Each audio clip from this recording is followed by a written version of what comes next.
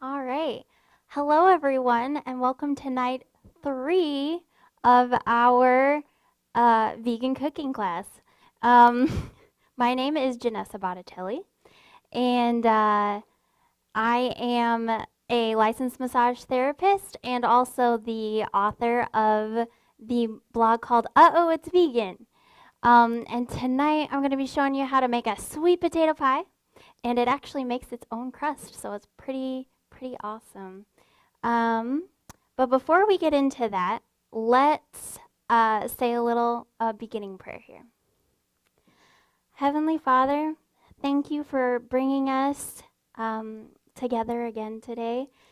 And it's been so much fun to have this series. Thank you for providing all of the ingredients and even some extra special treats.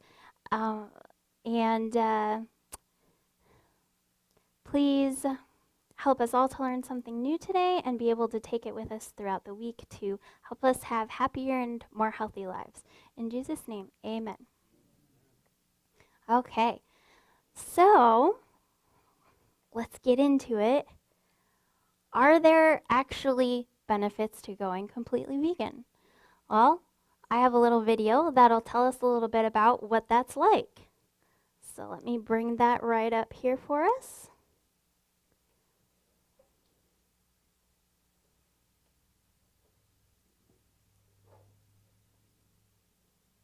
And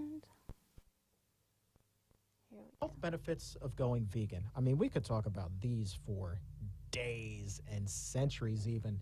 But as this is New Year, New You, and we are talking to people who are starting their vegan journey today, let's start with the basics, man. I mean, the big ones, weight loss. It came naturally for me as soon as I went plant-based. Yeah, it's for many people the number one reason why they go to a vegan diet because weight loss is just practically automatic.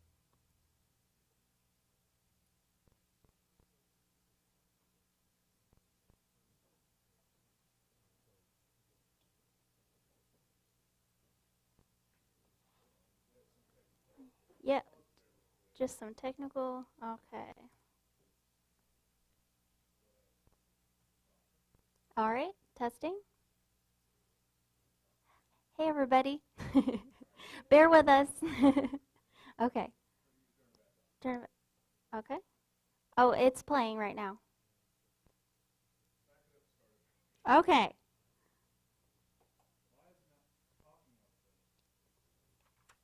Um,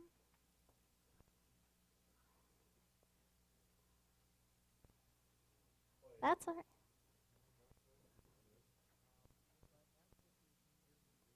There we go.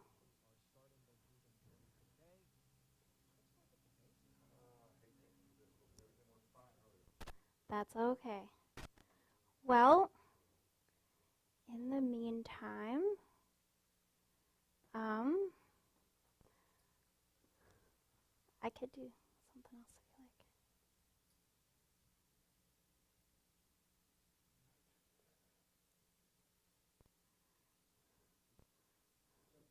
like. Yeah.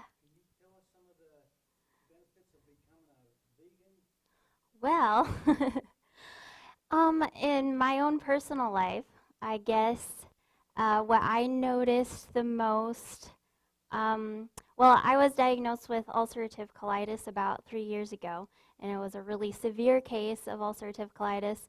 But and before that happened, I had been kind of ignoring what my body was telling me that it didn't like dairy anymore. It didn't like, um, well, mostly dairy, to be honest. And I was having a lot of ice cream, and I was like, it goes away. So it'll go away again this time, but that time it did not. And I actually ended up in the hospital because of it. And that kind of went on for 3 years there. And what started to help me, the first thing that I did was start to change my diet. So I was like, okay, what can I do to help myself here? I don't know exactly what's going on. So I started cutting out dairy, and I was feeling so much better. Um, I mean, had felt very sick all the time. Um, mhm. Yeah, my mom actually went vegan with me, and she had the benefits of lowered blood pressure.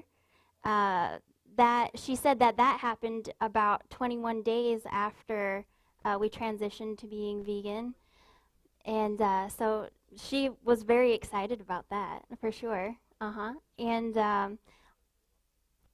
I mean, you can also see not a lot of people go for a blood test all the time, you know, but if you do get a blood test before you're vegan and after you've been vegan for a little while, it's really interesting to see the difference in the vitamins that you have, just the balance of things that are going on in your bloodstream there. So that would be a cool test if you do that with your doctor. Be like, hey, you know, I'm gonna try this out, and I really want to uh, see what's going on. So, hey, but yeah, yes.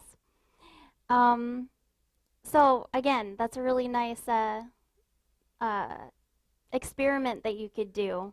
'Cause me, I don't know, I'm about charts and numbers, so I really like to see those kinds of things. um,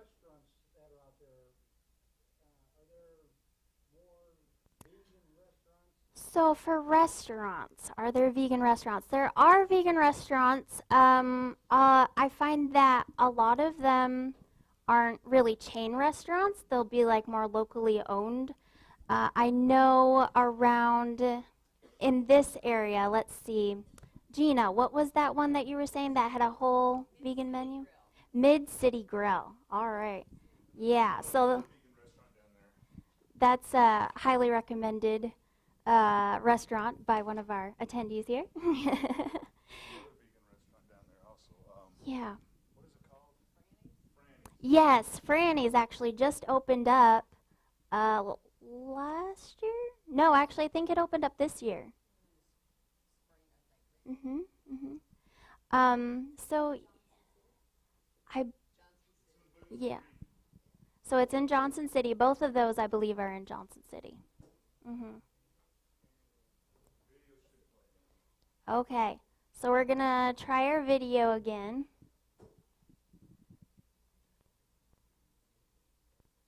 Welcome back to the exam room, brought to you by the Physicians Committee. Happy New Year. This is all about it. These for days and centuries, even. But as this is New Year, New You, and we are talking to people who are starting their vegan journey today, let's start with the basics, man. I mean, the big ones, weight loss. It came naturally for me as soon as I went plant-based. Yeah, it's for many people the number one reason why they go to a vegan diet because weight loss is just practically automatic. And the beauty of it is it starts like right away. Now, you don't want to go for super fast weight loss. What you want to go for is permanent weight loss. So it can take its time. Now, some people do lose weight really quickly, some more gradually. But can I maybe mention why? Yeah, absolutely. You know, because I got to tell you, Chuck, some people, like, what are you talking about? How can I possibly lose weight because you're eating all those carbs? You're eating rice. Mm-hmm. You're eating potatoes, you're eating bread, you're eating spaghetti, and there's no limit. In the research studies we do, there's no limit on how much you're eating. And so people sometimes who have been dieting, they're afraid. But a couple things become clear soon. First of all, carbohydrates have only 4 this will not be on the test. Carbohydrates have only 4 calories per gram. Maybe it will be on the test. This is important. Carbohydrates, whether it's from bread or pasta or rice, have only 4 calories in a gram, but fats have 9 calories. So, what if I throw out all that fatty meat and all that fatty cheese? That's 9 calories per gram. I'm losing, and I'm eating rice instead. Only 4 calories per gram in the carbs. So suddenly we realized why people in Japan were always really skinny while they were eating rice. Right. And why they gained weight when McDonald's came in and put in burgers and cheese and so forth, and they moved away from rice. So anyway, when you're on a plant-based diet, you're eating the healthy grains and beans and vegetables and fruits. You're not eating much fat, so it's naturally low in calories. But there's 2 other things. Just real quick, everything you're eating has fiber in it. Yeah. Vegetables and beans. Fiber has effectively no calories, but it fills you up. So you just push away from the table quicker. And the third thing, in research studies, we have been measuring people's calorie burning speed, their metabolism, and it actually increases a little bit on a vegan diet. And at some point I'd love to share with you why that is. But your after-meal calorie burn. Yeah. In a study that we published back a decade ago, we found that in people not worrying about how much they eat, they just go to a low-fat vegan diet, their after-meal calorie burn bumps up by about 16%. Is that the resting metabolic rate? It's the resting metabolic rate is where you start, and then you have breakfast, and now it's your postprandial calorie burn or after-meal burn, and that's the one that goes up, and it'll go up for maybe 3-4 hours. You think, well, what good's that? You know, 3 or 4 hours calorie burn happens after every meal. Mm-hmm. So 16% is not a lot, but if I get a 16% advantage after breakfast, after lunch, after dinner, that can add up to some real weight loss over time. So a vegan diet, naturally modest in calories, it's got the fiber to turn off your appetite fairly promptly. Right. And third, it gets your metabolism more back to like when you were 16 years old. Sure.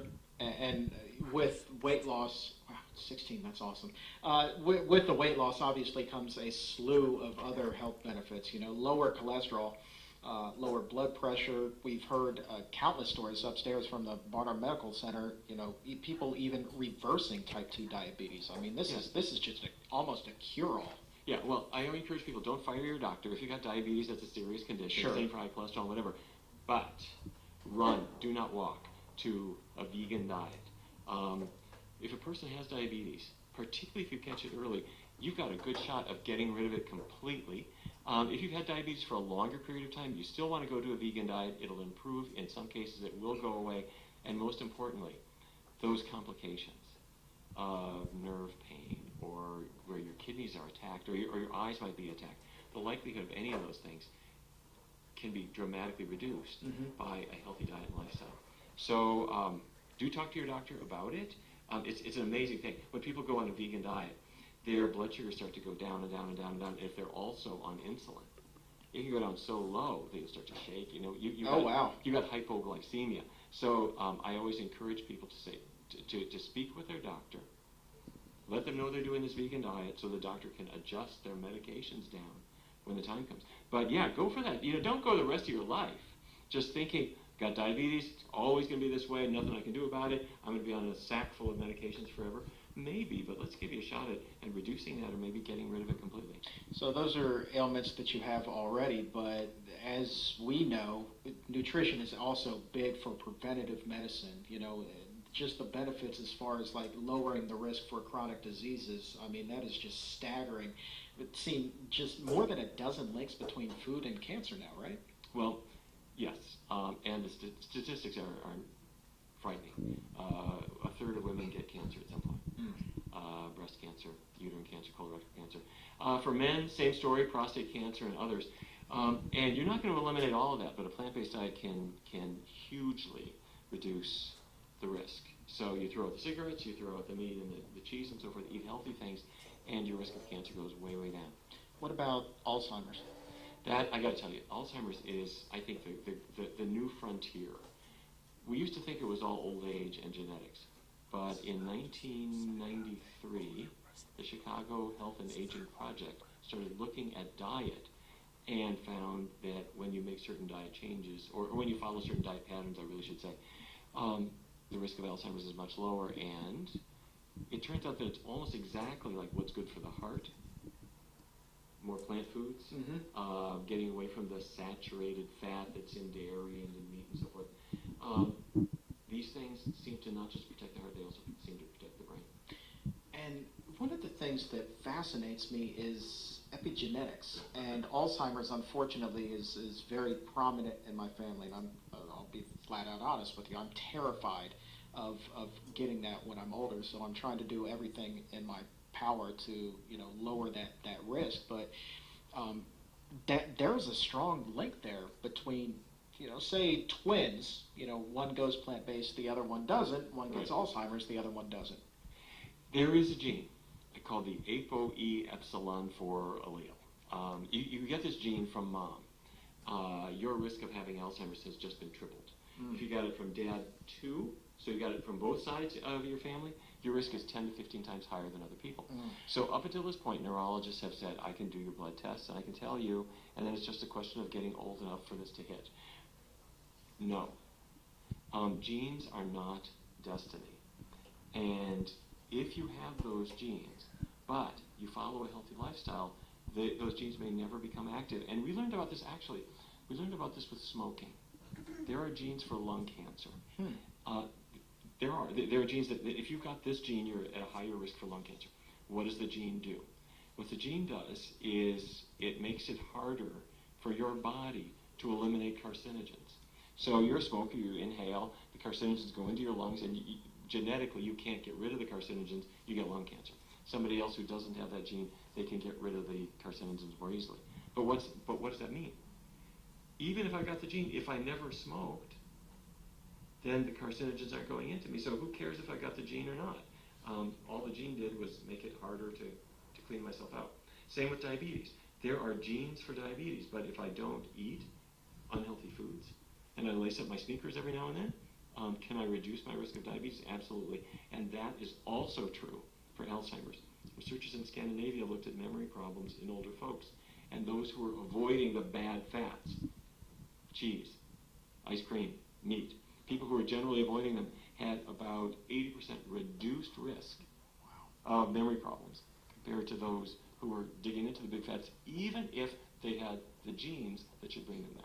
I'm sure that's going to bring comfort to a lot of people who are kind of in the same position I am, just fearful. Well, we're right to be afraid. I mean, when you get Alzheimer's, you lose everything. Yeah. And I have it in my family too, and that's true of lots of people. And this is why I wrote this book, Power Foods for the Brain, that we're going to talk about in a future episode, I hope. Yeah.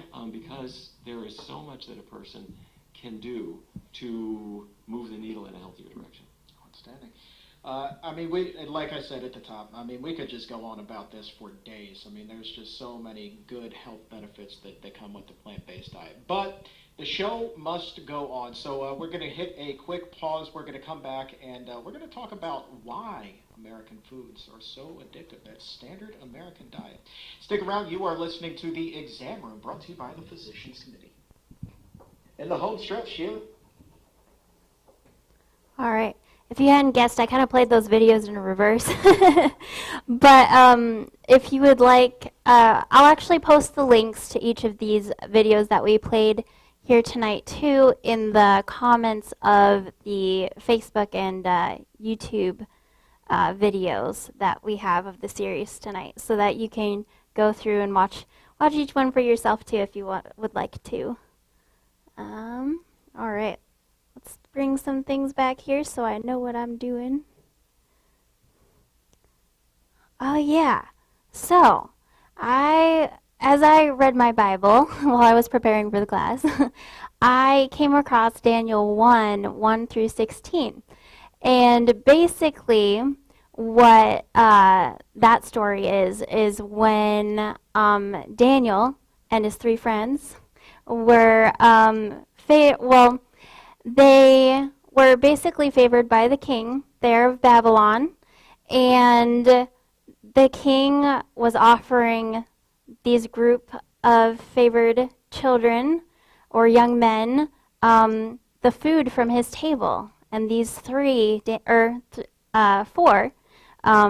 Daniel, Shadrach, Meshach, and Abednego, they said, we know that it's healthier to eat this different way.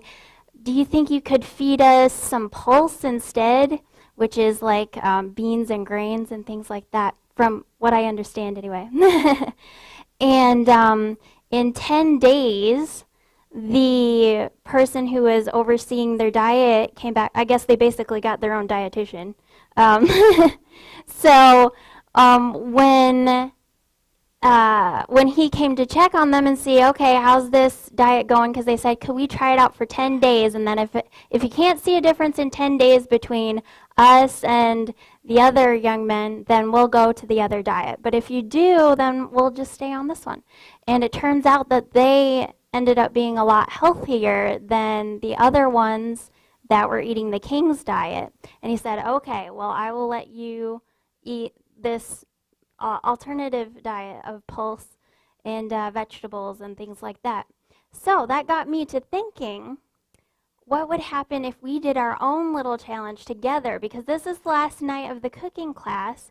but you're going to go out and what if you want to try a few things here and there? I thought it could be exciting for us to try a 10-day vegan diet together.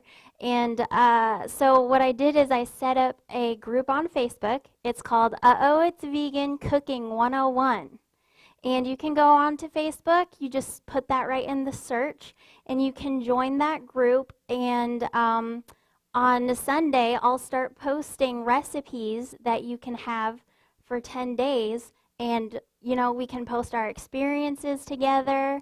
And, you know, what did you like? What would you like to try in the future? You know, anything like that. So yeah, please join me. And I think it could be great because this is something we could do not just locally, but with all of you that are around the world too. So yeah. All right. And I also wanted to show as well, if you are online and you would like to receive the recipes from the series, what you'll want to do is come into the Vegan Cooking 101 class on Facebook. And right here in the description, you see this sign-in sheet link right here. And this link will take you to this form. And I'll have you give your name, email, phone, however you want to be contacted. And this is just so we know where you're from so we can figure out how to offer classes or something else to you as well. Okay. And I'll bring back up. Okay, so sweet potato pie. Let's get into it. Let me get my gloves on here. You can see the recipe up there. And again, if you want the instructions, it's not up on my blog yet. You guys actually have been getting some exclusive recipes that I haven't written up and posted. So you should feel extremely special. Yes, no, thank you, Robin. Yes, so awesome. So as you can see, I've got a sweet potato. This is what we start with, an uncooked sweet potato. And what you're going to do with this is you're going to wash it. This one's been pre-washed for tonight, so I didn't have to run to the kitchen. But you'll wash this first, and then what you're going to do is we're going to bake it. But before we bake it, we are going to poke holes in it with a fork, all right? And that is so that it can steam better in the oven. So you'll just want to, I like to do, if it's a large sweet potato, which I try to get for the pies, then you'll want to do about 3 rows or something. So you just go like that, and then that'll be all ready for you to put, well, you're going to then wrap it in foil, and then you stick it in the oven, and you'll preheat your oven to 425 degrees, and cook it for about an hour. And each potato is a different thickness, really. So what you're going to want to do is after that hour, you'll stick a fork in there, and if it passes through nice and easy, then it's perfect. Okay, so I'll just set that to the side because we're not going to wait a whole hour. All right. So I do have one that I have baked here already. And you can see all wrapped up in the foil. So we just unwrap this here. And it's actually still warm.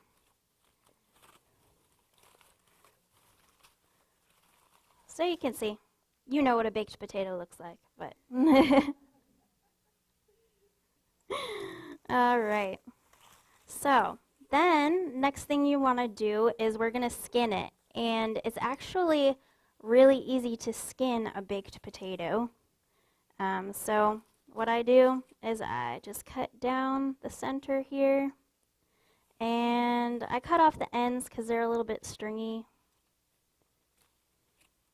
And if your sweet potato is hot, you obviously can't just grab it. So you can take a fork or wait till it cools. And you can just poke that in there and peel it like that to hold the potato steady for you so you don't burn yourself.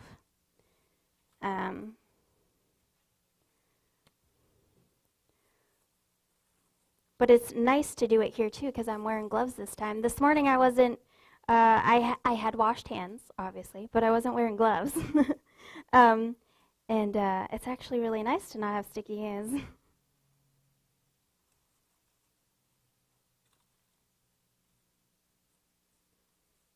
Okay.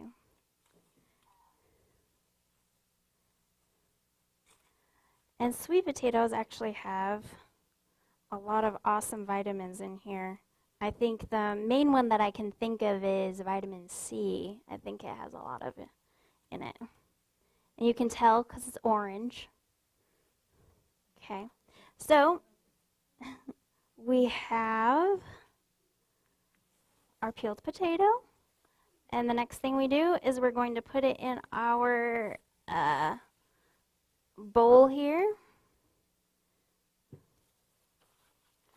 Now, this next part is all up to the type of texture that you want for your pie, okay? You could just mash this with a fork, like I'm about to do right now. But also, what I'm going to do tonight is I'm going to put it in the food processor as well. You can see that it's really done really well, and it just mashes very easily with the fork. And that's for if you want like a chunkier potato pie. If you want it to be nice and creamy or just a little less chunky, this is for just a little less chunky. Then you'll use the potato masher to make it a little bit better there for you. And then if you want it really creamy, then you can either put it in your blender with the water that's in the recipe there. I think it's a cup of water. And that'll make it really nice and smooth, more like a pumpkin pie. Or I was making it today, and it actually kind of reminded me of butterscotch pudding, to be honest. But all right, so you can see I have it all nice and mashed here. And then we're going to make it, my food processor doesn't make it quite as creamy as my blender, but I figured it was easier to bring here tonight. So we're just going to put this in the food processor here, so you'll get a nice creamier texture with it.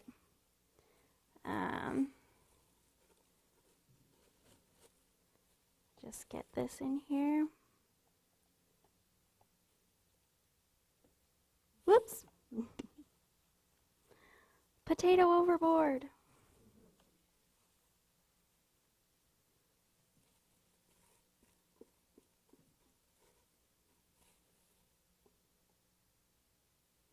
Okay.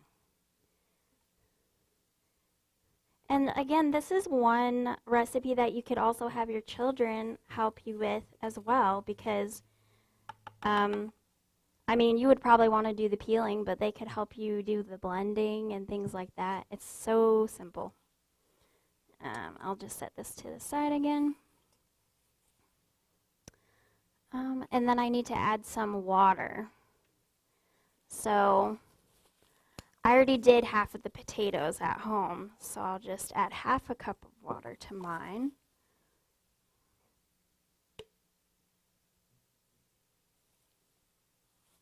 All right, just put that right in here.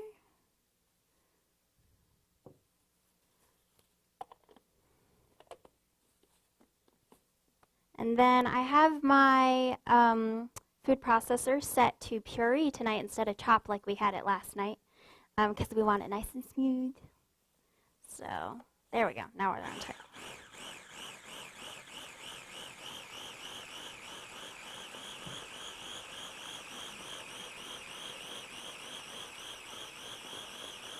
All right, let's check that, see how it is. Ah, that's nice. Okay. I'll scoop that out. You can see a little bit there how much smoother it got.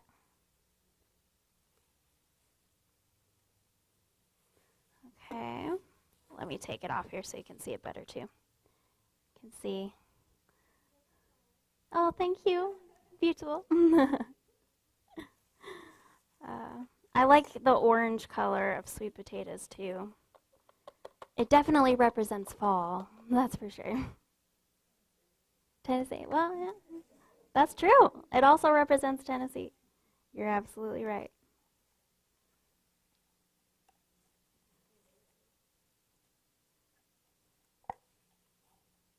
Okay.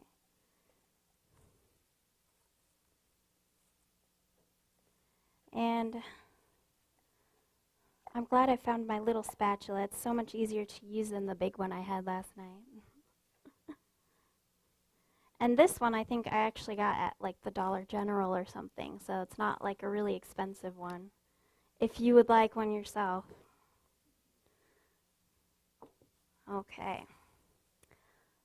Great. So actually, I'll stick this back in here. And let me look at the recipe and see what I need to do next. Because even though it's my recipe, you know, I still have to check.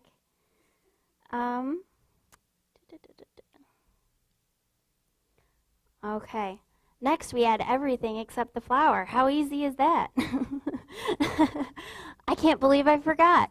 Okay, so we need two teaspoons of vanilla. Let me actually change my gloves because they're a little bit potatoey. So.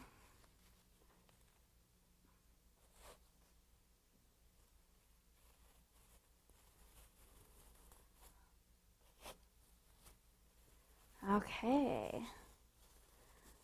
So 2 teaspoons of vanilla.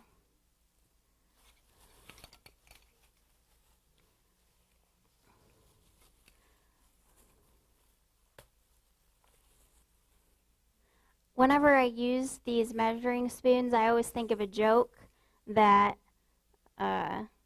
my grandpa used to tell. And it was basically like all of these, imagine all the little teaspoons had a face on them, right? And they're like, man, when one of us gets dirty, all of us has to take a bath.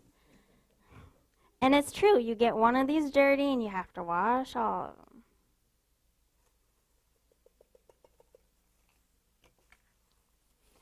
Okay, and then we have 2 tablespoons of maple syrup.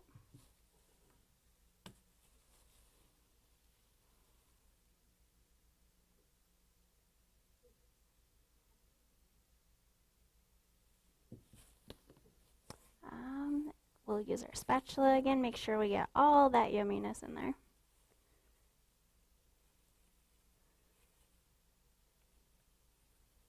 There we go. Oh, we got some sweet potato in there now. Oh no.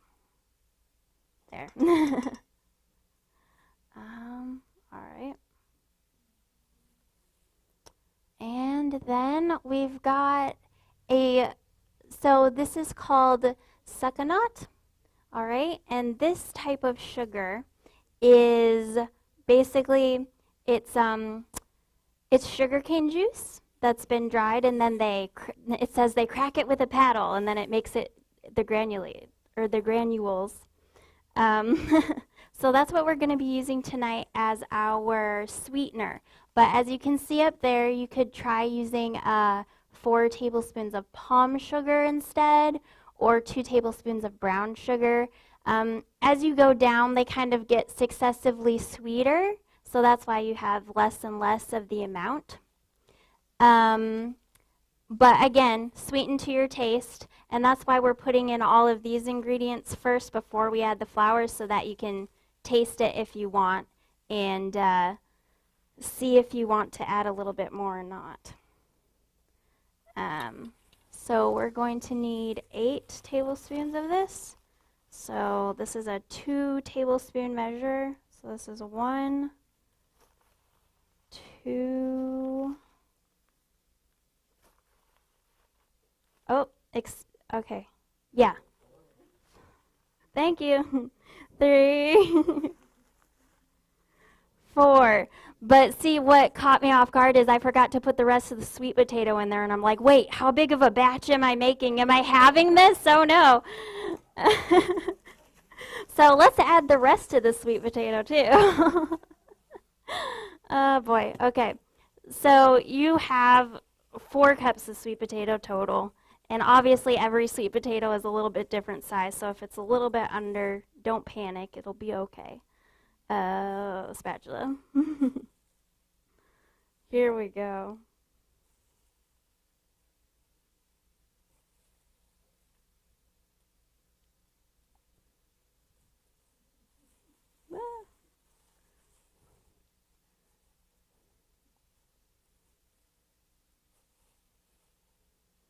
There, that looks more normal to me. Perfect. Okay. Let's get that out of there. Okay. And next we'll add, yep, a teaspoon of salt. And I got these messy again. I just can't help it. So I'll get some new gloves so I don't get those more dirty.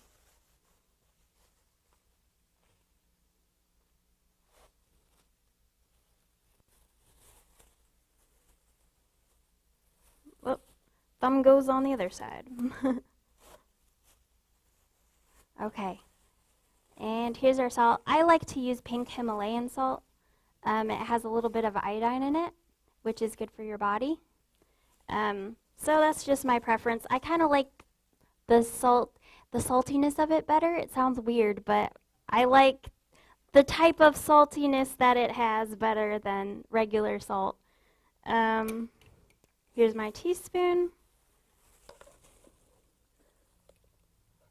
Put that right in here. Perfect.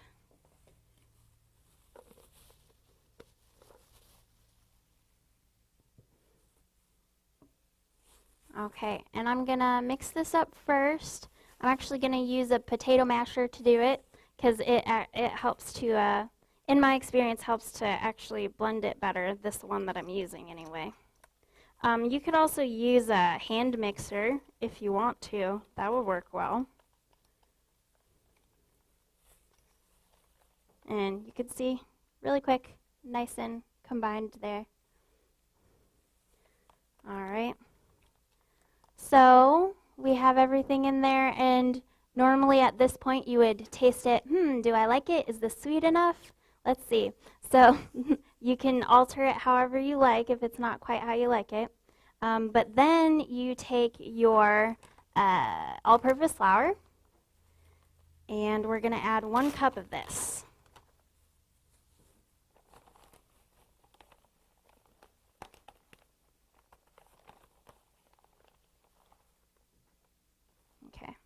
And of course we're using gluten-free flour tonight.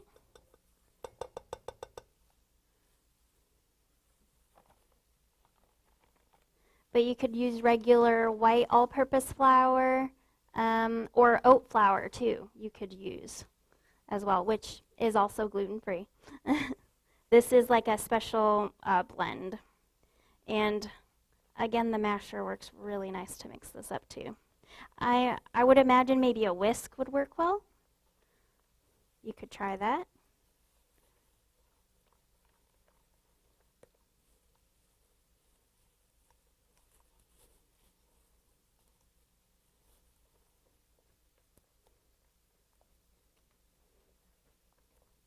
And then we're just getting out the lumps of flour that might have been in there.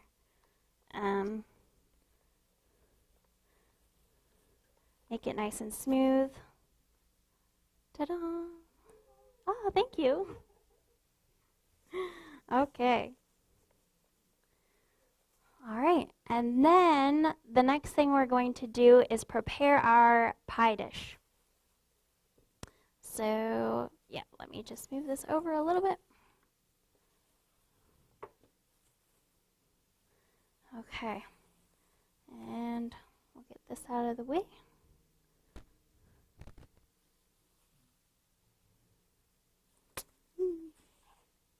There we go. Okay, so our pie dish right here. So what we want to do is we're going to grease it with coconut oil. and coconut and sweet potato actually go together really well. So you can use virgin coconut oil, like what we have right here, organic, pure virgin coconut oil. Um, and I like to use this in place of butter a lot when I'm cooking, just because it acts sort of like butter. So if you have a recipe where something has to act like butter, that kind of works really well. I usually use the refined if I don't want the taste. Use refined coconut oil because that has taken the taste out, but it still keeps its firmness. So here we go. We're going to get our gloves messy again. And we're just going to take a little bit here on our hands and grease the pan. Let me move this out of the way here. There we go. And if you do have kids helping, I bet they would really love this part. So this would be a perfect time.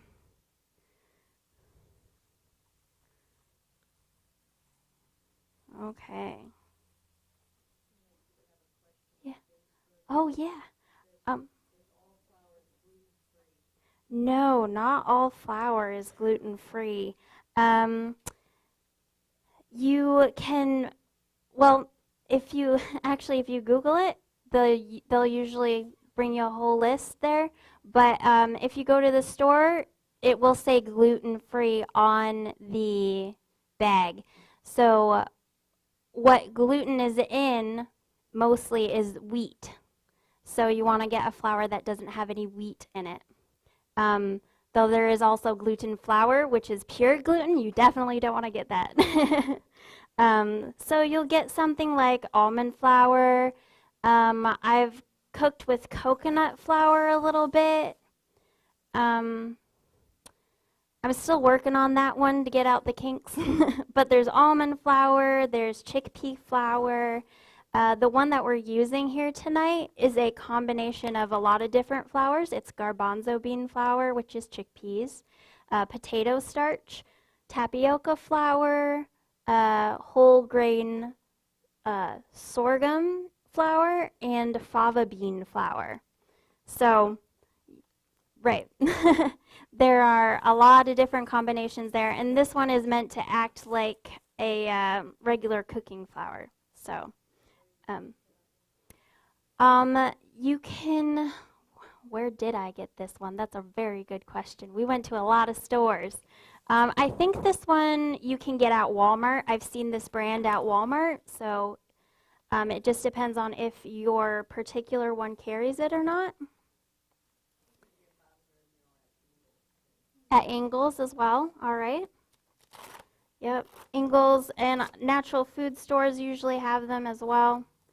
So what we're going to do next is flour our pan, okay? And that's what's going to help us make its own crust in here, okay? So if we, yeah, I'll use this spoon to scoop it out. You don't need a whole lot.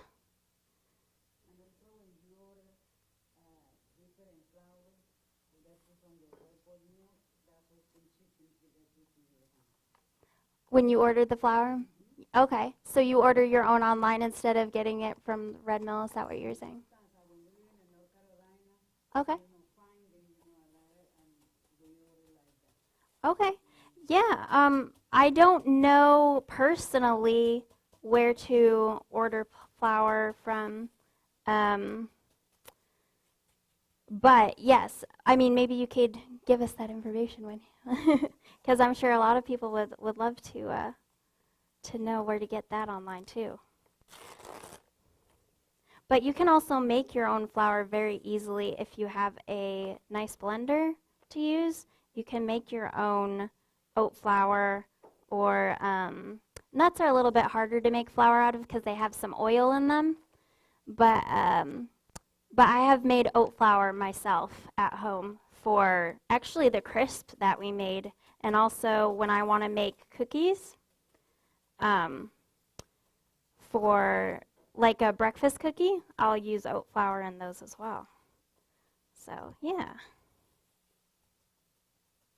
And you can see what you're doing here is you're just shifting the pan little by little until everything's covered up. All the sides. Oh, all those holes are actually me sticking my thumb there. No wonder they're not going away. Okay. There we go. Now we have them all. So with your excess flour, you can just, you could use it in something else at home if you want to. But tonight we're just going to put it down in here in our measuring cup. Okay. Okay, so once that's all floured, the next step, all you have to do is take your filling here, put it right into the pan. Here's my other spatula. It's hard to hold on to things with these slippery gloves, so there we go. That's good. Then you're just going to spoon it out on here, or spatula it out.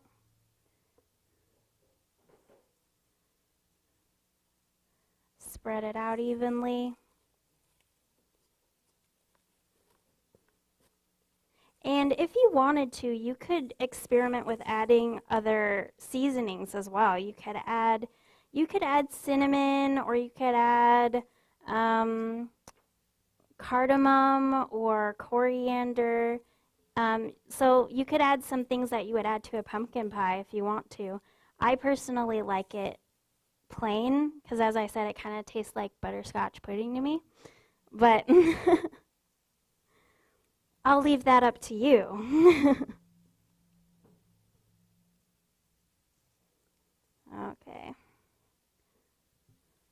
So then we just spread this out here.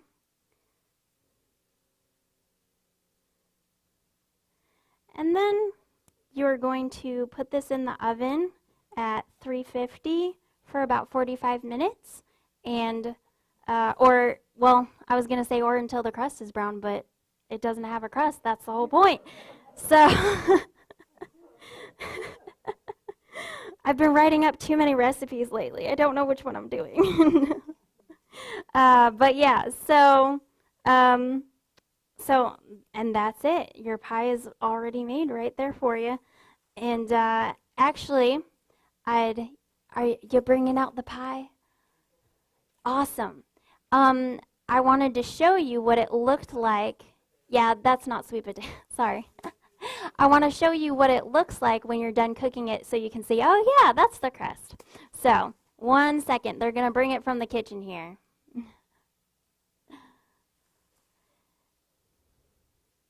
And I also made one chunky and one smooth tonight for you to try out. This is the smooth one, you can see.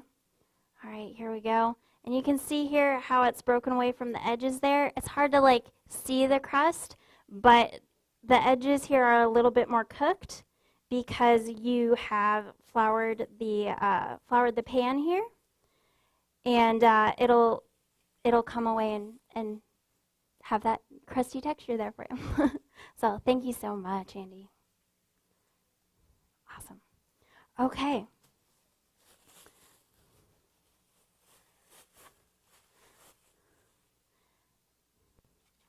Let's see what we have here next. Of course. So again, if you are looking or wondering where you could go to get these ingredients, these are the stores that we shopped at for this class. Again, a special thank you to Savvy Shopper and Black Sheep Natural Foods Market. They were really awesome and passed out flyers for the event, so thank you so much. Let's see. Oh, yeah. And if you are looking for more recipes, this is my blog. You can follow it on Facebook, Instagram, or Pinterest. Uh-oh-it's-vegan.com. You can find all of that there and explore some more recipes. Remember, if you want to do that 10-day experiment together, also go to Facebook and join that It's Vegan Cooking 101 group. And we'll do that together as well. So this is, if you have not already, you'll want to fill out the drawing tickets. We're not taking them up quite yet. We're going to take them up after we close our stream here. Okay. But if you have any questions, are there any questions in the audience? Yes, Dale. Yes, I do want to have these classes again. I'm thinking about they're not planned yet, but I'm hoping to have them in like February, I think. Yeah, once a quarter. So February is the next, but I'm hoping to have little events in between where possible too. So, yeah.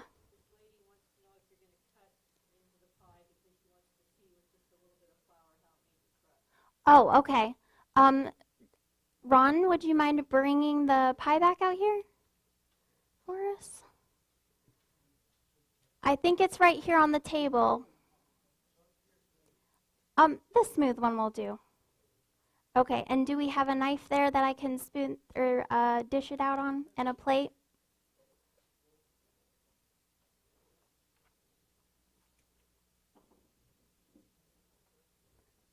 I actually intended to do that.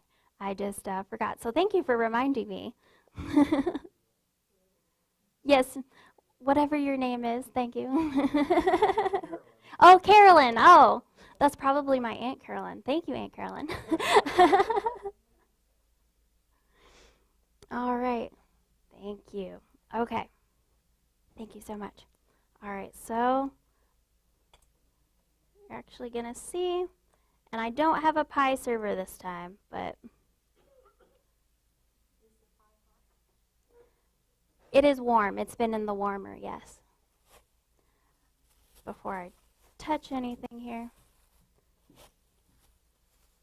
Okay.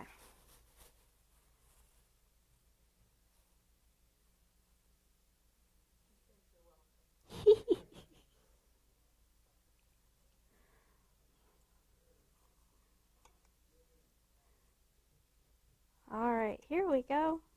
I'm just trying not to break it with the knife. There. So you can see. Ta-da! It's nice and firm. You've got the crust there. Thank you. Oh, put it lower. Okay, yep, right here. So you can see it at home. See the nice crust.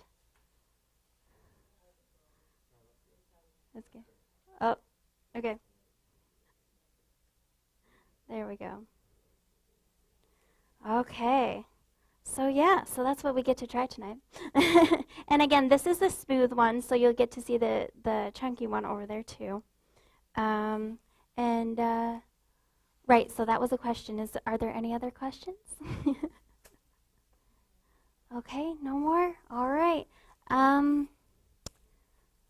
Let's see. Thank you so much. Thank you for saying it looks fabulous. I'm trying to repeat things so you know what I'm what I'm hearing. All right. I also wanted to say a huge thank you to everyone who volunteered to help make this series possible tonight. Our tech team, Brian and Daniel, you guys were amazing setting all of this up. Thank you so very much, and working through all the technical difficulties and everything that came up this time. Hopefully we can learn and make things run smoother next time.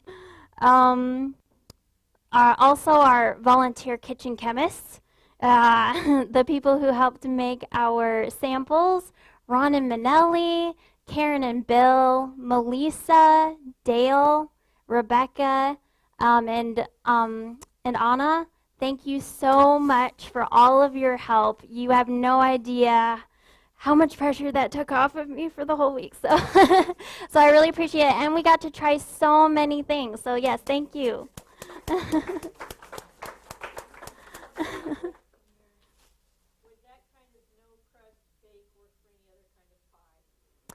Honestly, I don't know. I've never tried it with any other pie. It definitely won't work with apple pie. You might be able to do it with pumpkin. I don't know. I don't think you can do it with a lemon pie because that's kind of like a custard. But you could try it and report back and be like, you were wrong, Janessa. That's okay. It did work with lemon pie. So yes. Oh yeah. That's for afterwards. I do have one announcement to make after we close as well, but that is going to be it for tonight. Thank you all so much for coming. We'll just have a closing prayer, and we're going to pray for the food at the same time. Before you get up to get your food, remember to stay in your seat so I can say a little piece. Um, but all right, let's bow our heads, please. Heavenly Father, thank you so much for bringing us together again tonight. Thank you for blessing this series. We've had so many people come. I'm just so amazed by the response that we had, and it was all because of you. Thank you for providing all the things tonight. Actually, the ice cream as well. You know, I said a little prayer that we could be able to get some vegan ice cream at a discount, and I was like, you don't have to worry about it. I know it's a silly prayer, but you actually provided it also anyway. And so thank you for even thinking about the little things. Please protect everyone on their way home and bless the food. In Jesus' name, amen. All right.